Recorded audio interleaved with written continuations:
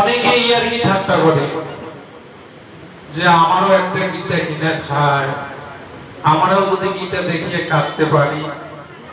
তিনি কিন্তু আর কাউকে কোনো কিছু বলেন না। এটা কি বলার কথা?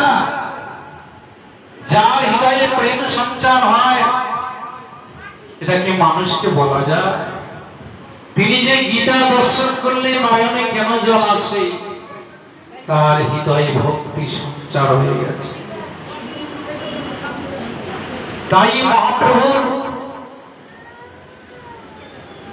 অনেক শিষ্য ছিল। সন্ন্যাসীরা, সন্ন্যাসীর নিয়ম ভিক্ষা করা। ওই সন্ন্যাসী ভিক্ষা করতে এসেছিলেন ওই পাড়ায় একজনের বাড়িতে ঢুকেছেন। হরিবোল হরিবোল, হরে কৃষ্ণ, একটু এক মুষ্টি ভিক্ষা দাও। ওই মানুষটি বেরিয়ে এসে বলছে, হরে কৃষ্ণ।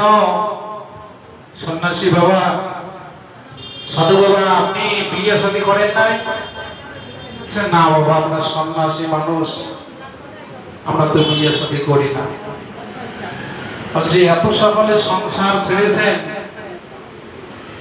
আচ্ছা, তাহলে গীতা পড়েন না?